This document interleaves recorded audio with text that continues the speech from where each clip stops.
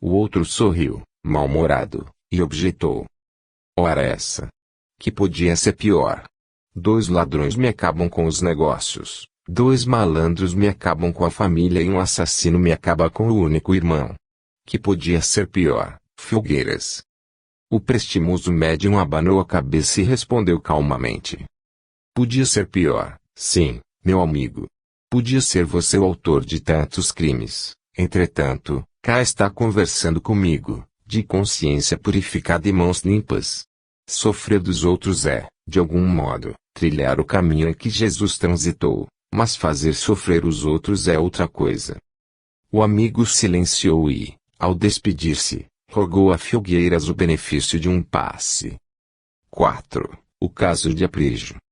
Quando cheguei ao leito de Alfredo Cortês, debatia-se o velho entre as raias da morte. Casa cheia. Afastei os populares que se aglomeravam ao pé do quarto, e pedi garantias para examiná-lo severamente. O coronel Cortês fora vítima de traiçoeiro golpe e agonizava sem esperança. O punhal atingira o coração e, condoído, sentei-me, desarvorado. Sobre os lençóis empapados de sangue, jazia o ancião inerte. Coronel, perguntei, ansioso, quem lhe fez isso? O moribundo buscou, em vão, mover os olhos na direção do grande cofre violado e ciciou uma palavra. Colei o ouvido aos lábios quase imóveis, e depois de muito esforço, escutei um nome. Gil. Senti-me empolgado de horror. Aprígio era o rapaz que ele amava por filho. Naquele minuto rápido, lembrei-me da história dele. Fora enjeitado à porta de Cortês, quando Delzira, a esposa, ainda estava na terra. O casal sem filhos exultara. Muita vez surpreendera os amigos em passeio para distrair a criança. Aprígio crescera mimado, respeitado, protegido. Não quisera cursar estabelecimento de ensino superior, entretanto, recebera instrução suficiente para desempenhar profissão respeitável.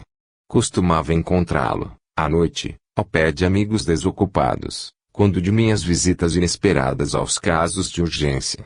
Nunca poderia suspeitar, porém, de que estivesse caminhando para semelhante loucura. Não consegui, no entanto, mais largo tempo para reflexão. A vítima cravou em mim os olhos embaciados, conquanto lúcidos, e estremeceu. Chegara o fim. Emocionado, abri passagem, de modo a cientificar meu apontamento à polícia, mas a sala contígua povoava-se de vozes ásperas. Dei alguns passos e estaquei. É ela. É ela. Madalena Leandro, pobre lavadeira do povo, era puxada pelos cabelos. Aprígio estava à frente do grupo amotinado, gritando com veemência. Comuniquei o óbito ao chefe do destacamento policial e busquei agir com serenidade, tomando informes. Madalena fora surpreendida, no telhado, mostrando enorme aflição. Acusada, não se defendera. Tudo inclinava a autoridade a crer fosse ela a homicida. Intrigado, avancei para a infeliz, perguntando. Diga, Madalena. Confesse. Foi realmente você? A desditosa mulher, em silêncio, fixou em mim os olhos agoniados, à maneira de triste animal sentenciado à morte. Foi você? Havia tamanho imperativo em minha pergunta, que a mísera, como que hipnotizada, confirmou sob o pranto pesado a lhe escorrer do rosto. Sim. Fui eu. Assassina. Assassina, exclamou Aprígio, colérico. E o dinheiro? Onde está o dinheiro? Como a acusada não respondesse, o moço precipitou-se de punhos cerrados e, a esmurrar-lhe o peito, bramia desesperado. Diga. Diga. Maldita. Maldita. A infeliz tombou de joelhos e rogou, súplice. Piedade. Pelo amor de Deus, tenham piedade de mim. Buscava debalde interferir, para assustar novo crime, quando o rapaz lhe aplicou um pontapé à altura dos pulmões e a lavadeira rolou, desgovernada. O sangue borbotava-lhe agora da boca trêmula e, revoltado, conseguia acalmar os ânimos. Não permitiria se alongasse a agressão. E ouvindo meu arrazoado, O responsável pela ordem ponderou. Doutor, compreendemos a sua indignação, mas, afinal de contas, o pobre rapaz está possesso de angústia. Acaba de perder o pai, sinceramente, no lugar dele, não sei se me comportaria de outra maneira. Entendi que a hora não admitia réplicas e solicitei fosse Madalena conduzida à prisão, para as medidas aconselháveis. Inquieto, continuei de atenção voltada para o assunto. Perseguida por Aprígio, a infortunada mulher foi submetida a inquirições humilhantes. Sempre que interrogada, declarava-se autora do estranho homicídio, mas, se instada a dizer algo sobre o furto, calava-se, extremunhada e, com isso, experimentava maior punição.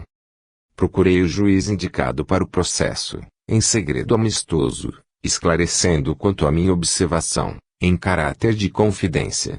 E após atender-me, o magistrado, gentil, promoveu acareações. Aprígio foi chamado a depor, diante da ré. E fazendo força para alcançá-lo na consciência não vacilei a rolar-me entre as testemunhas. Percebendo-me, todavia, a atitude, explicara que o velho, embora pacífico, desde algum tempo mostrava sintomas de alienação mental evidente. Vivia desmemoriado, à vista disso. Esquecia nomes familiares, truncava referências. E acentuava que não tinha dúvidas quanto à culpabilidade de Madalena. Narrava, com ênfase, como a encontrar em telhado vizinho, ansiosa, a observar os efeitos da infâmia que praticara. 2 soldados e ele próprio haviam visto. Esgueirara-se pelo quintal afora, depois do crime. De certo, enterrara o dinheiro roubado em algum lugar e, em seguida, espreitava, buscando possivelmente surrupiar a nova presa. A residência do coronel tinha joias e alfaias, relógios e roupas finas. Madalena fora, em outro tempo, lavadeira da casa. Conhecia passagens e escaninhos. A acusada ouvia, em lágrimas, silenciando. Se alguém perguntava, ao fim do interrogatório: "Mas foi você?" Madalena chorava muda, fazendo um gesto confirmativo. O sofrimento, contudo, alquebrava-lhe as forças. Hemoptises apareciam, amiudadas. Anotando meu interesse pela infeliz, a autoridade judiciária permitiu pudesse, de minha parte, hospitalizá-la para o tratamento preciso. A acusada, entretanto, como se houvesse desistido da existência, não mostrou qualquer reação favorável. Ao cabo de 20 dias, providenciava-lhe o enterro de última classe. A lavadeira não pudera esperar o julgamento definitivo. E a vida continuou na marcha irrefreável. Por muito tempo, demorei-me ainda entre os homens, e assisti à ascensão e à queda de Aprígio.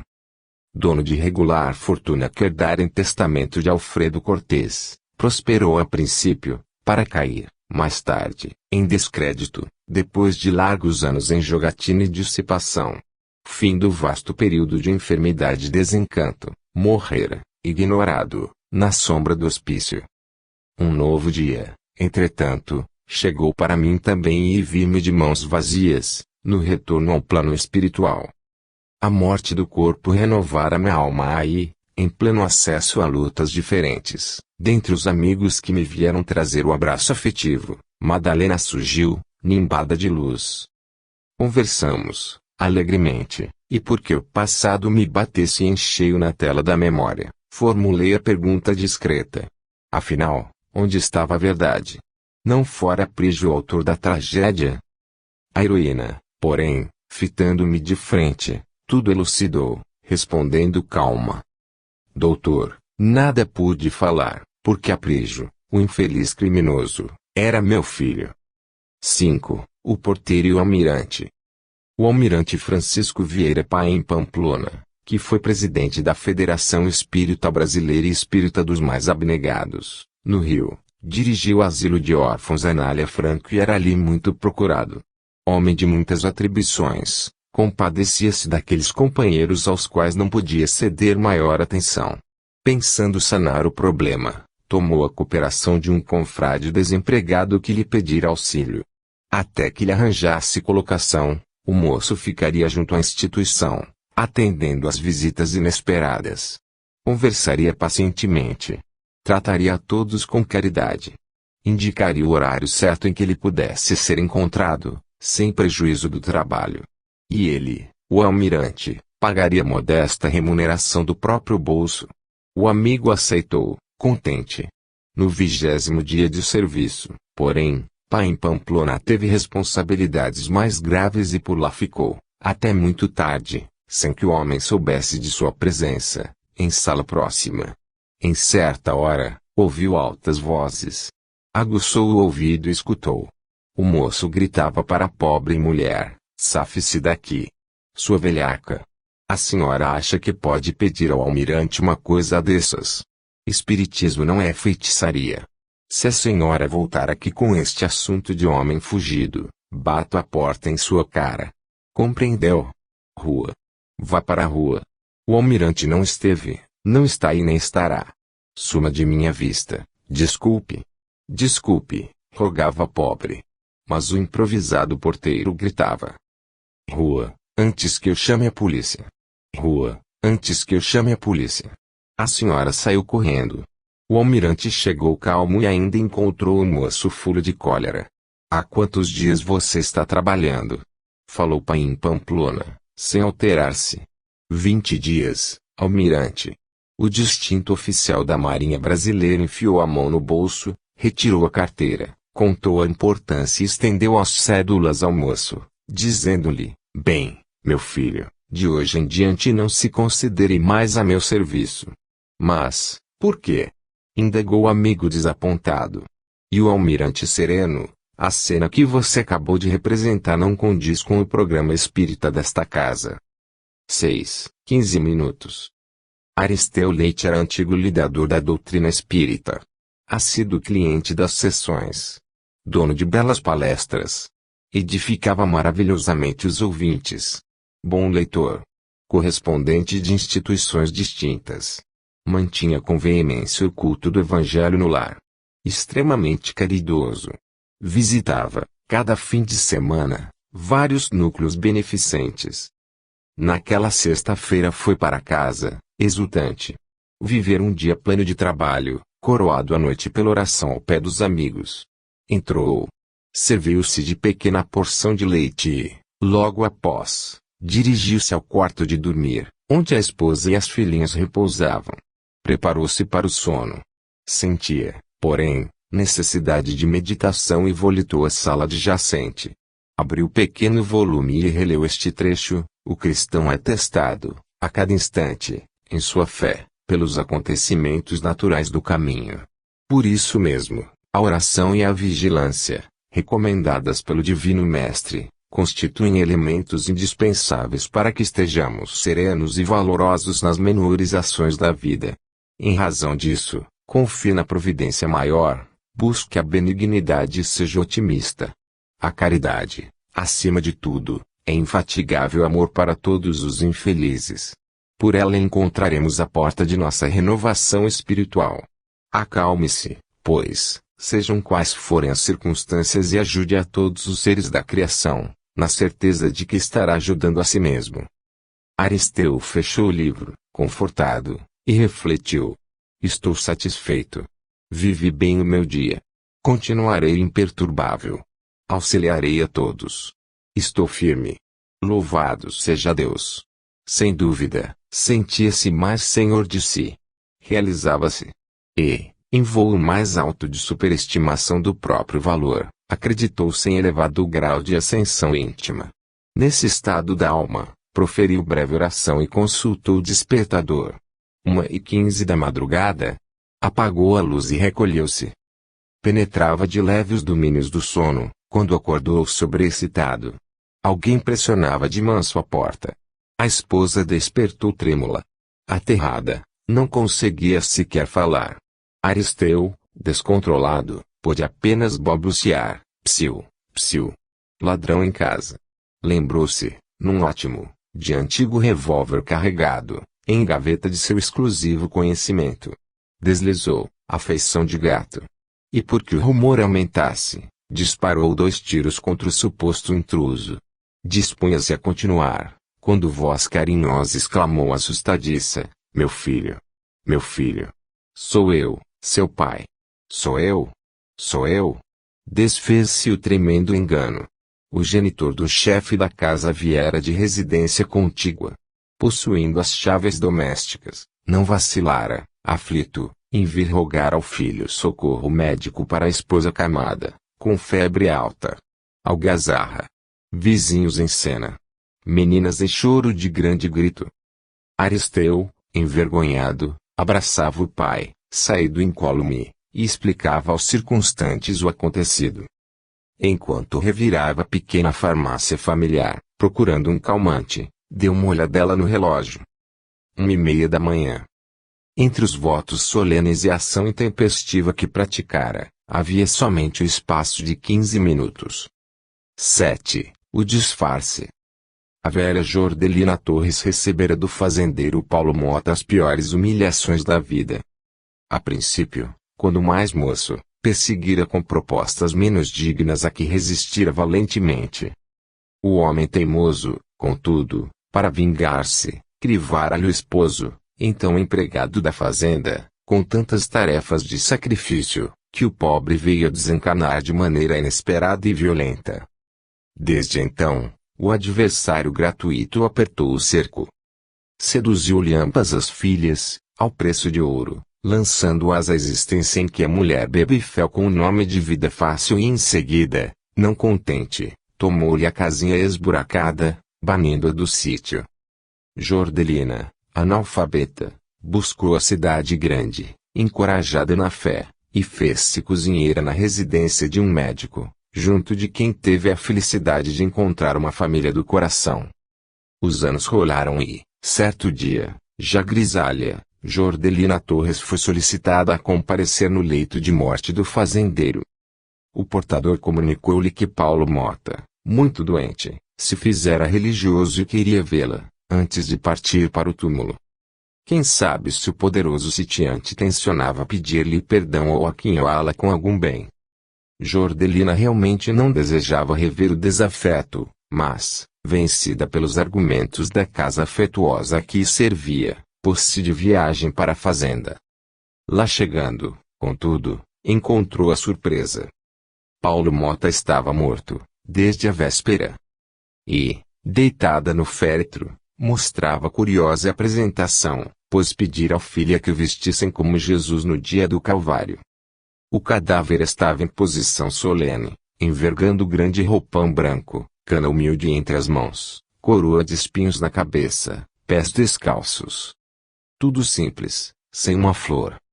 O fazendeiro dissera que desejava chegar a outro mundo com a pobreza e a simplicidade do divino mestre. Jordelina Torres chegou, respeitosa, e fitou o morto, compungidamente. Orava, serena, quando foi abordada por de Mariana Mota, a filha do fazendeiro, que lhe falou: Dona Jordelina, lamento que a senhora não tenha chegado antes. Papai estava muito interessado em que a senhora o perdoasse por alguma falta de outros tempos. Não tenho nada contra ele, disse a velha humilde traço, pois também sou pecadora, necessitada do perdão de Deus. Encorajada por uma resposta assim tão doce, a jovem senhora indicou o morto, cuja figuração efetivamente lembrava o sublime crucificado, e falou à recém-chegada: A senhora não acha que papai está bem como está? Foi então que Jordelina explicou, sem afetação. Sim, minha filha, meu Paulo está muito bem disfarçado, mas ele agora está seguindo para o lugar onde é bem conhecido.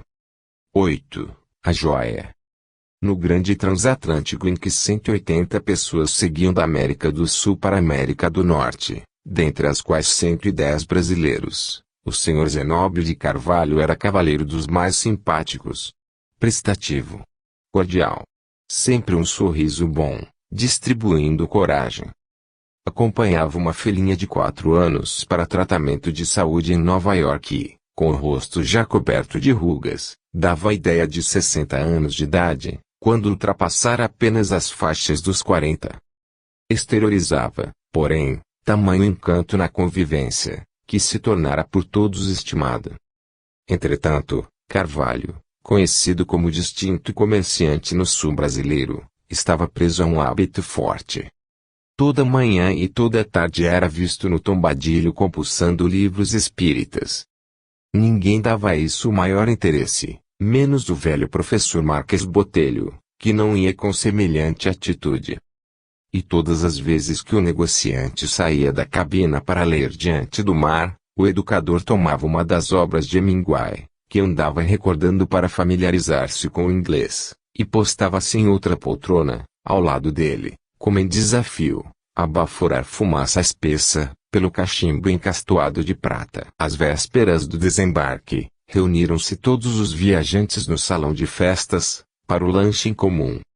Carvalho chegou, como sempre, conduzindo um livro espírita e, porque as circunstâncias o colocassem renteando com o cordial adversário, o professor, em meio à festa, apontou o volume, com antipatia evidente, e falou, em voz alta. Sinto ojeriza especial por tudo quanto se relacione com espiritismo. Ora, mas por quê? Indagou Zenóbio, humilde. Há precisamente 22 anos, comentou o educador, estive em Buenos Aires, estudando a instrução na Argentina, e hospedei-me com um amigo na rua de Cordova, onde me roubaram precioso anel de brilhantes, lembrança de minha mãe. Meu amigo viu o vulto do ladrão que desapareceu numa construção próxima, onde se praticavam sessões espíritas. Providenciamos inquirição policial. O bando espírita esteve detido, mas tudo em vão. Desde essa época, não vou com essa droga. O negociante ruborizou-se e respondeu. Sinto-me realmente numa hora de testemunho. Devo confessar que, em minha mocidade, fui ladrão, mas, há 20 anos, após um roubo por mim praticado, alguém se compadeceu de minha juventude viciada e colocou-me nas mãos uma obra de Allan Kardec. Reformei-me. Compreendi que a vontade cria o destino e sou hoje outro homem. Oh! Exclamações explodiam de todas as bocas. Senhor Carvalho, aparteou o catedrático, não tive a intenção de ofendê-lo. Não tenho simpatia pelo espiritismo, mas não creio que o senhor tenha errado alguma vez. Perdoe-me. Mas Zenóbio, agora sorrindo sereno, enfiou a mão no bolso interno do paletó e arrancou de lá um anel e entregou ao educador, exclamando. Fui eu que lhe furtei a joia, em Buenos Aires. Há 20 anos eu a trago no bolso, para devolvê-la ao legítimo dono. Num rasgo de imenso valor moral, fitou os circunstantes e acentuou. Creiam que hoje é um dos mais belos dias de minha vida. E terminou, ante o emocionado silêncio de todos. Graças a Deus. 9. Como não? Espíritas generosos visitavam a grande colônia de alienados mentais, em tarefa de assistência. Manhã fria, muito fria. Aqui, era alguém distribuindo cobertores. Adiante, senhoras entregavam agasalhos. Avelino Penedo, velho pregador dos princípios kardecianos, muito ligado aos aperitivos, entra na pequena farmácia do Instituto, retira certa quantidade de conhaque de alcatrão e, esfregando os dedos, volta à intimidade dos companheiros. Minha gente, diz ele, a casa parece sorvete. Quem quer uma talagada? Todos os circunstantes agradecem e recusam. Percebendo-se só, diante do cálice já servido, Avelino, sem graça, aproxima-se de um dos internados e indaga, você quer, meu irmão? Como não? Responde o enfermo. E estendendo a mão ossuda na direção do copo, acentuou, sorrindo, de modo estranho, todo louco bebê. 10. O mascarado. César Luchini, jovem generoso, mas temperamental, assistia à reunião espírita, junto dos pais, embora contrafeito. Demétrio, o orientador desencanado, falava, benevolente, em torno da educação. Meus filhos, dizia em determinado tópico do comentário evangélico, é preciso amparar a criança, armando-lhe o coração com valores morais. Muita gente acredita que meninos devem andar à solta, como planta de mato agreste. E toca deixá-los na rua, plenamente à vontade. Entretanto, quando quer couve na horta, dispõe-se a defendê-la e discipliná-la. Ninguém consegue sustentar pequena horta ou jardins sem esforço. Se, no trato da natureza, a vida pede atenção, como entregar a criança a si mesma. O espírito comparece no berço com as qualidades felizes ou infelizes que cultivou no passado e, realmente, não prescinde da vigilância e da instrução necessárias para o justo aproveitamento na luta que recomeça. Sabendo, de nossa parte, que a maioria das criaturas torna a reencarnação, em consequência dos próprios erros, é imperioso estender braço forte aos pequeninos, a fim de que, desde cedo, se fortaleçam para o combate às tentações que surgirão deles mesmos.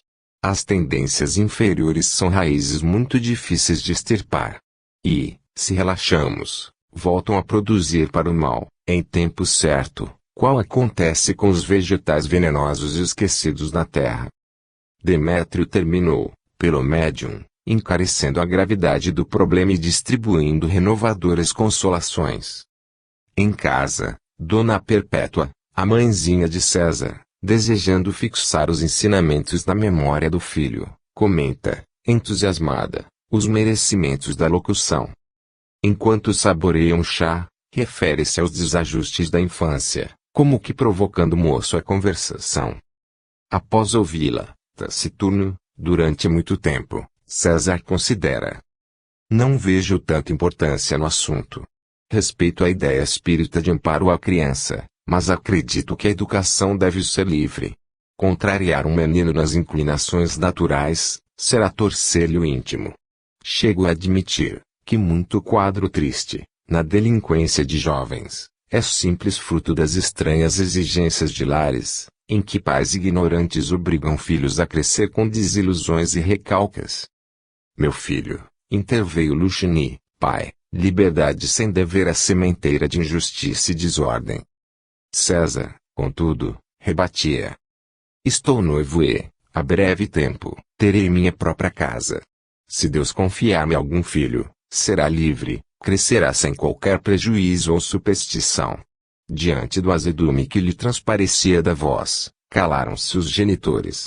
E, de vez em vez, quando o tema vinha à tona desse ou daquele entendimento doméstico, o moço tornava reação, rebelde e agastadiço.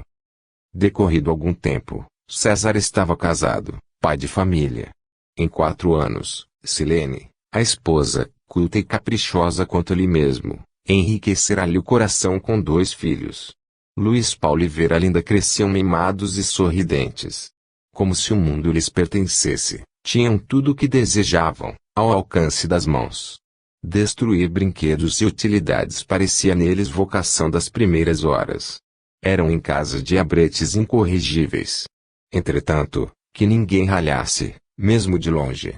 Aos próprios avós, Silene e César não regateavam advertências, nos instantes de crise. Mãe, dizia o rapaz, desenvolto, não interfira. Os meninos são livres. Não quero constrangimento. E a nora confirmava: César tem razão. Criança contrariada hoje é doente amanhã. Nossos filhos não crescerão mentalmente desfigurados. A vida avançou como sempre. 4 lustros passaram céleres. César Luchini, feliz nos negócios, crescia economicamente na capital paulista. Terrenos supervalorizados e algumas aventuras no câmbio consolidaram-lhe a posição. Era, enfim, proprietário, com um mundo de amigos. Os princípios espíritas e os pais, agora desencarnados, haviam desaparecido no tempo. O casal endinheirado tinha a semana cheia. Clubes, recepções, visitas, jogos. Materialmente, tudo fácil, como barco em brisa leve, no dia azul. Contudo, se Vera Linda, não obstante voluntariosa e de trato difícil, perseverava no estudo, preparando o triunfo universitário, Luiz Paulo caíra no resvaladouro do vício. Aos 26 de idade, era um cabide de maus costumes. Debalde tentavam pais e amigos arrebatá-lo às companhias deploráveis e perigosas. Embrutecera-se na vida noturna, consumindo somas consideráveis, inacessível a qualquer reprimenda. César e esposa, a princípio, gritaram, admoestaram, reagiram, Mas era tarde. E porque tivessem largo programa de vida social a atender, passaram a ignorar a existência do filho, reduzindo-lhe a mesada, na suposição de, com isso, melhorar-lhe os impulsos. Enquanto o casal de novos ricos se dava ao luxo das viagens constantes, desfrutando o prazer das grandes corridas no automóvel de luxo e favorecendo esportes diversos, abraçando amigos ou bebericando em praias distantes, mergulhava-se o moço na delinquência. Noite agradável de sábado. O grande jardim, ladeando a casa isolada, recendia perfume raro. Lá fora, jasmineiros floridos e o vento perpassando pelas folhas das corismeiras. César e Silene, bem postos, despedem-se da filha que se debruça sobre os livros, à espera de exame próximo. O casal tem encontro marcado. Devem abraçar amigos recém-chegados de Nova York, residentes num palacete do Jardim América, mas lhe deixam o número do telefone. Que a filha não se preocupe. Visita de pouco tempo. Veralinda está só. Liga o televisor e reparte a atenção entre os livros e um cardápio de músicas televisionadas. O relógio silencioso marca as horas.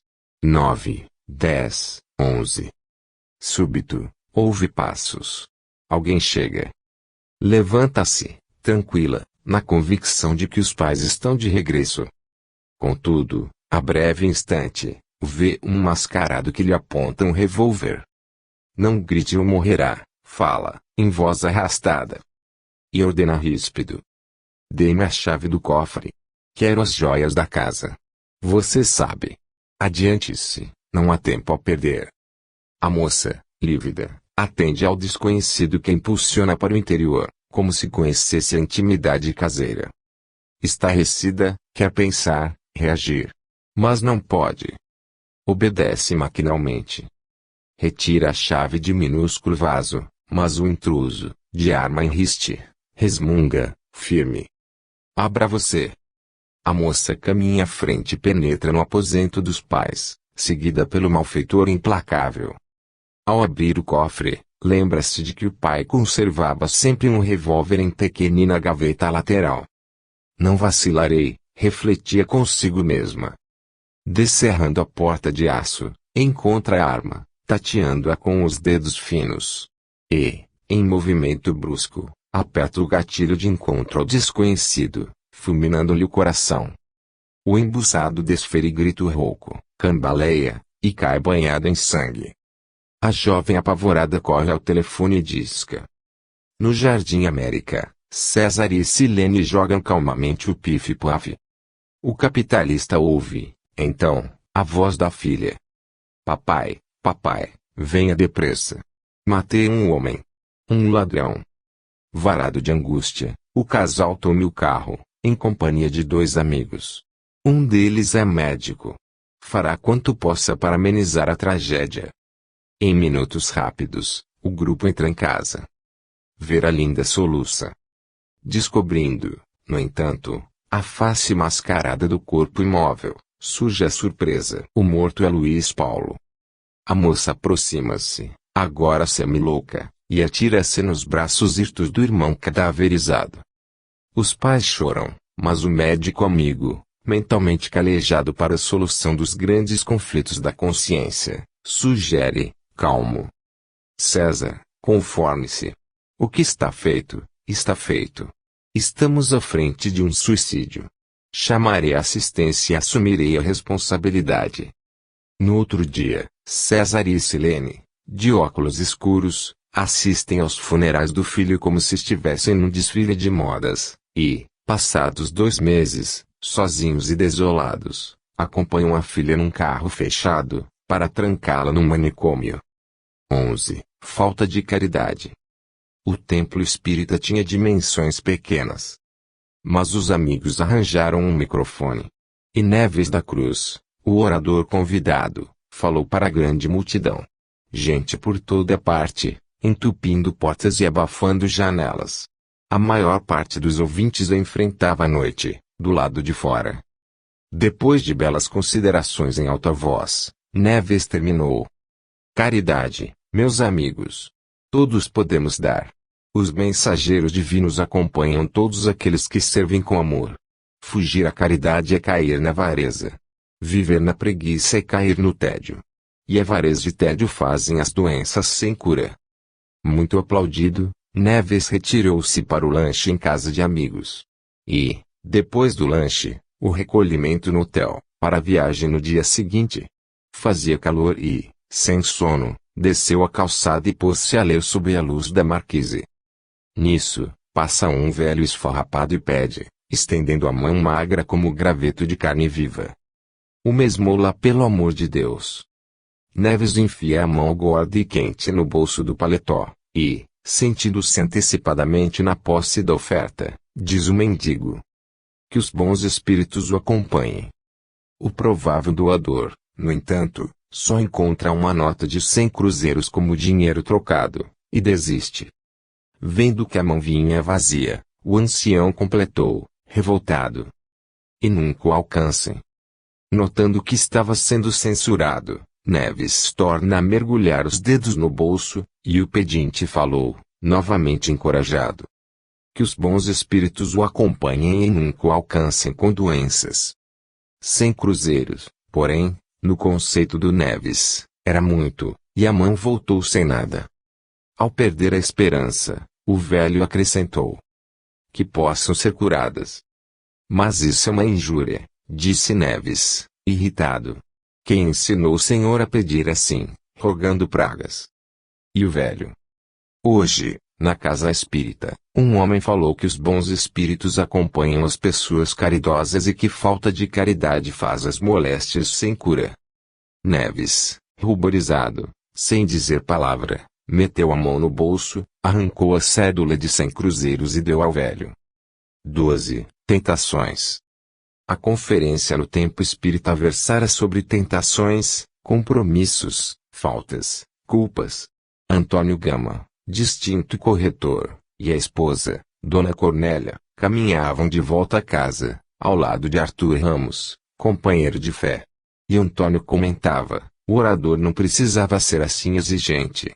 Expôs, por mais de uma hora, como se nós, os da Assembleia, fôssemos malfeitores. Entretanto, disse Ramos, cautela nunca é demais. Todos somos capazes de cair, mas não temos a prece e o conhecimento. Falou Dona Cornélia.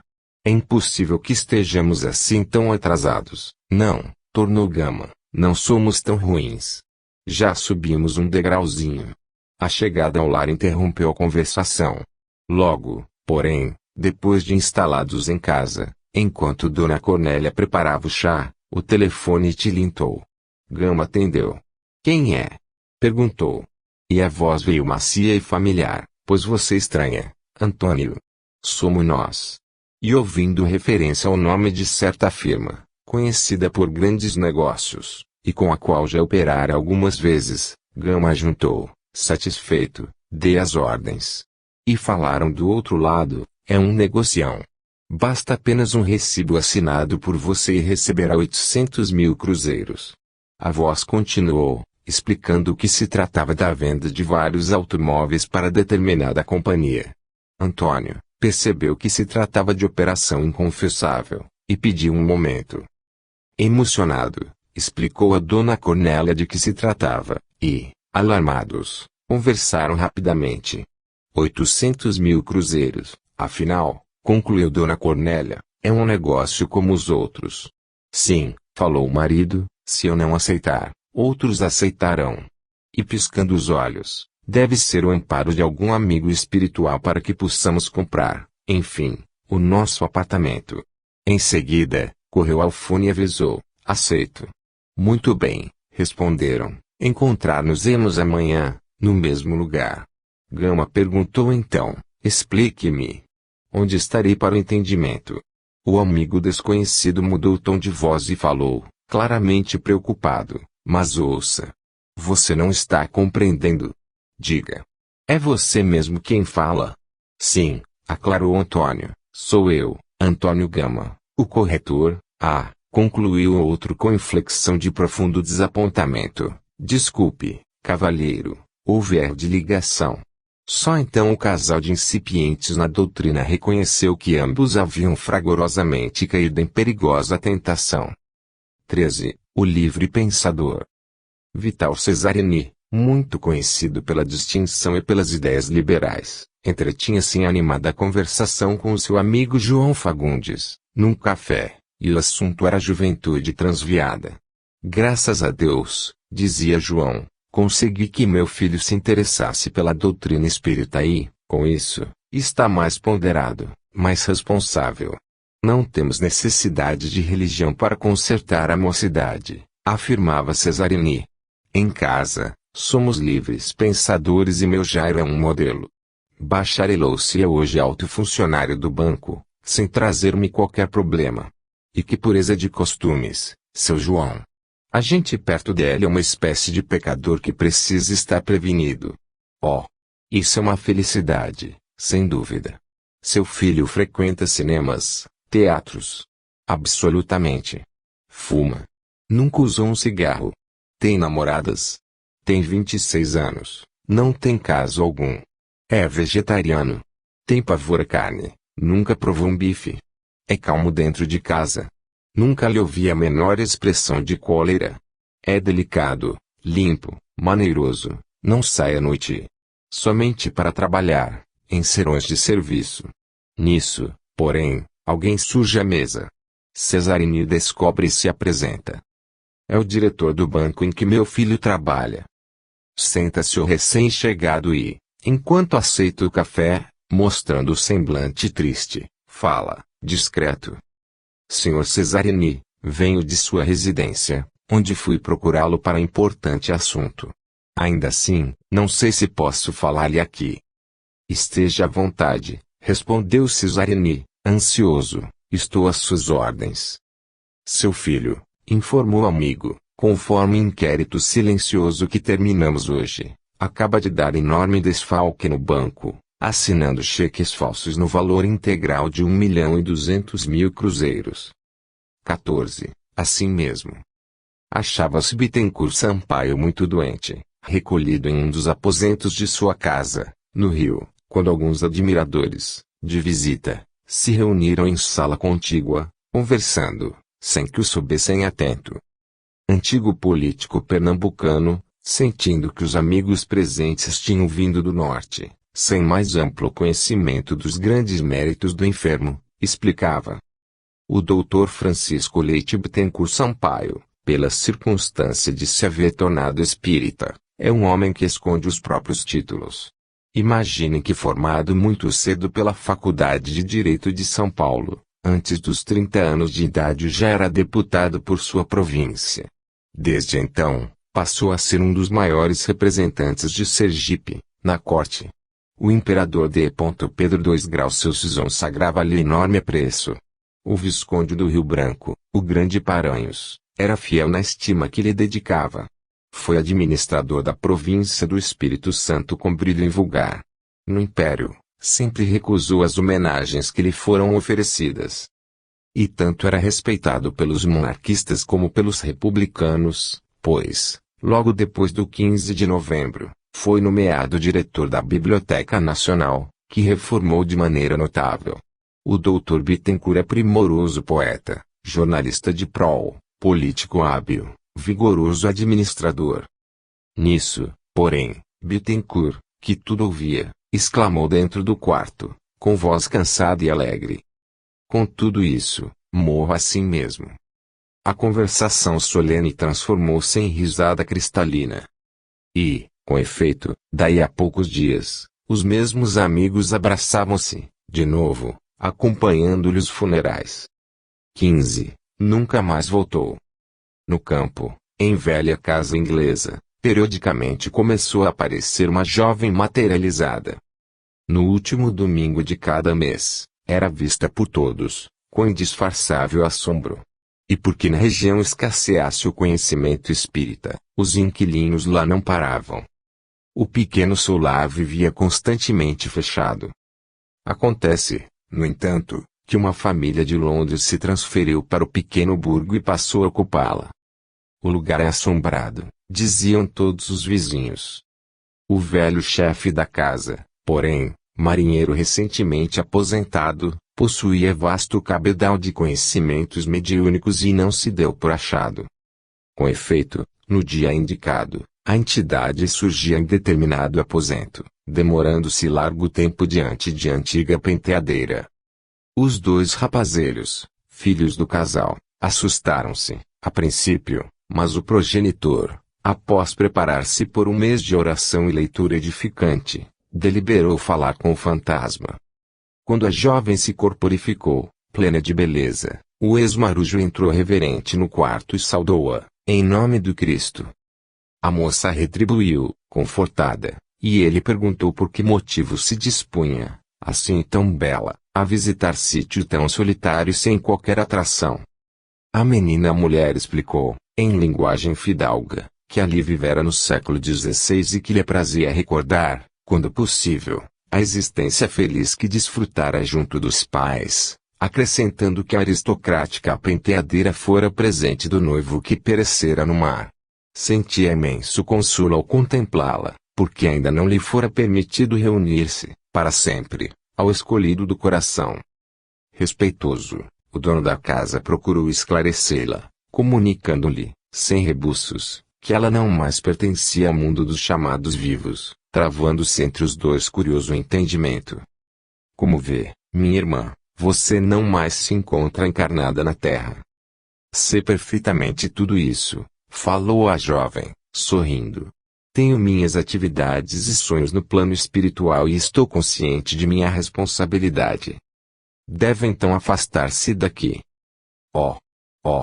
Por quê? E batendo na cana do braço esquerdo, disse o interlocutor, mais franco. Porque nós aqui somos homens. A moça exibiu imensa agonia moral no semblante, e indagou. Quer dizer, então, que o senhor é alguém que se veste de carne, carregando vísceras cheias de sangue, com cheiro de animais abatidos e de vegetais mortos. O senhor expele gases que fazem lembrar o sepulcro. Quando tosse derrama líquidos grossos a que chamam saliva e catarro. Quando trabalha espelha através dos poros uma água salgada de nome suor que recorda o ambiente dos peixes apodrecidos no mar. O ex-marujo, surpreendido, pôde apenas confirmar. Sim. A bela entidade materializada a fitou com evidente horror e gritou. Que medo! Socorro, ó Deus dos céus! Livrai-me do fantasma terrestre! E dizem que nunca mais voltou. 16. Não perdoar. Bezerra de Menezes, já devotado à doutrina espírita, almoçava, certa feita, em casa de Quintino Bocaiúva, o grande republicano, e o assunto era o espiritismo, pelo qual o distinto jornalista passara a interessar-se. Em meio da conversa, aproxima-se um serviçal e comunica ao dono da casa, doutor, o rapaz do acidente está aí com um policial.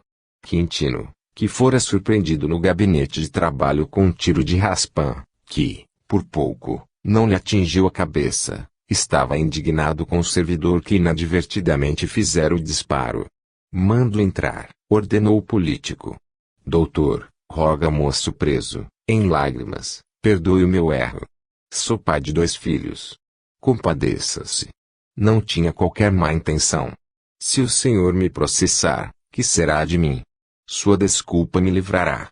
Prometo não mais brincar com armas de fogo. Mudarei de bairro, não incomodarei o senhor. O notável político, cioso da própria tranquilidade, respondeu, de modo algum. Mesmo que o seu ato tenha sido de mera imprudência, não ficará sem punição. Percebendo que Bezerra se sentia mal, vendo-o assim encolerizado, considerou, à guisa de resposta indireta, Bezerra, eu não perdoo, definitivamente não perdoo. Chamado nominalmente à questão, o amigo exclamou desapontado, você não perdoa. Sentindo-se intimamente desaprovado, Quintino falou, irritado, não perdoo o erro. E você acha que estou fora do meu direito? O doutor Bezerra cruzou os braços com humildade e respondeu, meu amigo, você tem plenamente o direito de não perdoar, contanto que você não erre. A observação penetrou Quintino como um raio. O grande político tomou um lenço, enxugou o suor que lhe caía em bagas, Tornou a cor natural, e, após refletir alguns momentos, disse ao policial: "Solte o homem. O caso está liquidado." E para o moço que mostrava profundo agradecimento: "Volte ao serviço hoje mesmo, e ajude na copa." Em seguida, lançou inteligente olhar para Bezerra, e continuou a conversação no ponto em que haviam ficado. 17. Pica-Pau. Quando o Dr. Cristiano Rosa, engenheiro moço e recém-casado, chegou à sede do serviço, encontrou o Pica-Pau na improvisada estação. "Doutor, quero levar suas malas." Dona Moema, a esposa, teve um movimento de recuo. O homem que assim falava era horrível. As mãos retorcidas e o rosto monstruoso no corpo, que gingava de estranho modo, davam notícia de pavorosas queimaduras. O doutor Crisanto não gostou da recepção. Dispensou rudemente. "Não preciso", explicou, sério. O pobre homem, contudo, voltou à carga. "Ora, doutor, deixe-me carregar. Já estou esperando o senhor há tantos dias." Tanta humildade transpareceu da voz suplicante, que o engenheiro sorriu, vencido, entregando-lhe parte da bagagem. E Pica-Pau, suportando o peso enorme, saiu carregando 3 grandes malas, na direção da graciosa casa de madeira que esperava o novo chefe. O doutor Crisanto fora comissionado para dirigir o avanço da grande rodovia interestadual em construção, e deveria morar ali, em plena mata, entre as famílias de alguns trabalhadores. Não haveria, porém, dificuldade maior. A poucos quilômetros, vilarejo florescente e movimentado fornecia de tudo. O engenheiro e esposa, encantados, ocupam a residência pequenina que os aguardava, e Pica-Pau, sempre agitado e alegre, gingava daqui para colar. Sem que o casal lhe pedisse, varreu as adjacências da casa, fez lume no fogão externo, conseguiu grande porção de lenha cortada e retirou larga quantidade de água do poço. Dona Moema, modificada pelo comportamento dele, ofertou-lhe alguns restos de refeição, que o servidor humilde comeu com vontade. A noite começava a descer, fria e rápida. Sentara-se Pica-Pau numa tora de madeira, ao pé da casa, com a cabeça apoiada nas mãos, quando o doutor Crisanto e a esposa chamaram à sala. "Pica-Pau, sei que você tem esse nome, porque me disseram quando cheguei", começou o engenheiro. "É sim, doutor. Meu trabalho é na lenha. Todos me chamam Pica-Pau." "E onde é que você mora?" "Não tenho lugar certo." "Onde dorme?" "Desde que a turma da estrada chegou, durmo nas máquinas." O engenheiro fitou a esposa, expressivamente, e continuou: "Conversei com Moema a seu respeito. Não lhe posso dar abrigo em casa, mas temos a coberta do despejo. Se você quiser dormir lá, temos colchão." Pica-Pau mostrou o sorriso de quem descobrira a felicidade. "Quero sim", foi toda a resposta. "Moema ficou satisfeita pelo modo com que você age hoje. Precisamos de alguém para serviço caseiro." "Posso ajudar, sim senhor." "E quanto recebe você por mês?" "Ora, doutor, não pense nisso", replicou alegre, "trabalharei para o senhor a troco de comida." Marido e mulher entreolharam-se comovidos. E, desde então, Pica-Pau foi o serviçal amigo, instalado no telheiro. O doutor Crisanto, por mais que indagasse, não colheu outra notícia senão aquela que toda a gente conhecia. Pica-Pau fora vítima de queimaduras em cidade distante e aparecera, por ali, como um tipo anônimo. O engenheiro, condoído, já que ele receberia a cooperação, submeteu-o a exame de saúde por um dos médicos de serviço e o médico atestou-lhe absoluta sanidade física. "Foi pena queimar-se tanto", disse o clínico bem-humorado, "podia ser um gigante no serviço." Pica-Pau mostrava-se agora outro. Dona Moema, reconhecida, mandava ajustar para ele as roupas e os sapatos que o marido lançasse ao desuso. Bamboleante como sempre, era visto aqui e ali, no vilarejo próximo, transportando grandes sacolas para compras, ou no jipe de serviço, dando adeus com as mãos recurvas. Observando-o, o engenheiro e a esposa notaram que o servidor possuía apenas um hábito profundamente arraigado. Todas as noites, antes do sono, enquanto o Dr. Crisanto permitisse o funcionamento do motor para a luz elétrica, relia um livro surrado. Certa feita, o casal aproximou-se para ver, e ficou sabendo. Pica-Pau compulsava um exemplar do Evangelho segundo o Espiritismo. Então, você gosta desse livro? Perguntou o chefe, sorrindo. Sim, doutor, respondeu, acanhado, é a única coisa que eu tenho. E acariciando o volume encebado. Este livro me consola e me ajuda a pensar. Você é espírita? Indagou Dona Moema, com inflexão de respeito. Sou um pobre homem que já lutou muito, respondeu Pica-Pau, mas encontrei no espiritismo o sossego da alma. Se posso responder a pergunta, Dona Moema, digo que sou espírita, com muito desejo de praticar o que o espiritismo me ensina. Conquanto não abraçassem os mesmos princípios, os amigos louvaram-lhe a fé, bondosos e tolerantes. Dona Moema passou a esperar o primogênito e era de ver sua dedicação de Pica-Pau. O apagado trabalhador desdobrava-se em concurso espontâneo. Abeirando Cidadela Livra-se, a jovem senhora foi conduzida pelo esposo à casa de parentes no Rio. Começou, então, para Pica-Pau uma experiência nova. Distante da esposa, o Dr. Crisanto não era o mesmo homem. Sem dúvida não diminuíra a consideração para com ele, mas estava diferente. Correto na profissão, mudara a vida particular. Noite a noite, o engenheiro, como que faminto de novidade, buscava a cidadezinha próxima e embriagava-se, levianamente, em companhia de supostos amigos. Num certo sábado, porque as horas avançassem madrugada fora, sem que o chefe voltasse, Pica-Pau fez 5 quilômetros a pé. Procurou, aflitamente, e encontrou num bar. Doutor, disse o engenheiro, vim chamá-lo. Que há? E Pica-Pau engrolou a voz. Chegou um portador com notícias de Dona Moema.